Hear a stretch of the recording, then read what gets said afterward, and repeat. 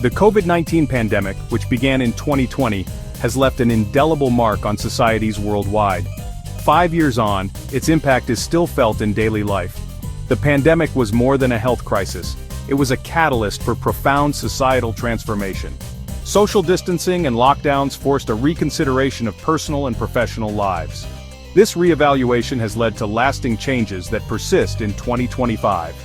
Healthcare, education, and economic structures were tested in unprecedented ways. How have these changes affected your life? Do you miss aspects of the pre-pandemic world or find comfort in the new ways? Education systems worldwide underwent a seismic shift as the pandemic forced schools to close, leaving hallways and classrooms eerily silent. The rapid transition to online learning was both a challenge and an opportunity, pushing educators and students to adapt quickly. The digital classroom became a new norm, persisting even as schools reopened, blending traditional and modern methods. The pandemic exposed significant disparities in access to technology, highlighting issues of equity in education and the digital divide. Students from underserved communities faced greater obstacles, struggling to keep up with peers who had better resources. Despite these challenges, the pandemic accelerated innovation in educational technology, fostering creativity and resilience.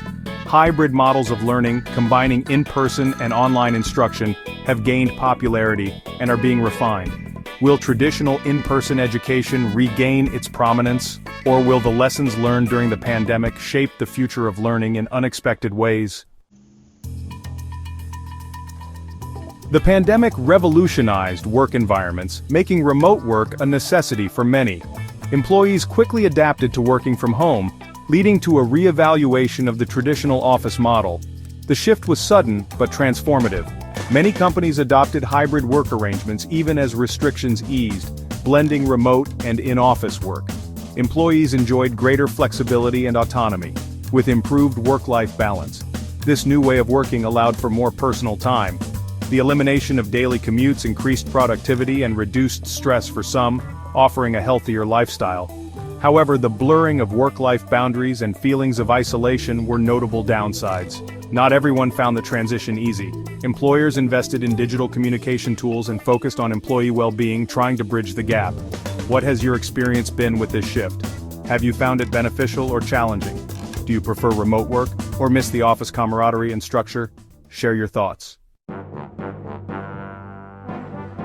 Social interactions were profoundly affected by the pandemic, as people navigated maintaining connections while adhering to health guidelines.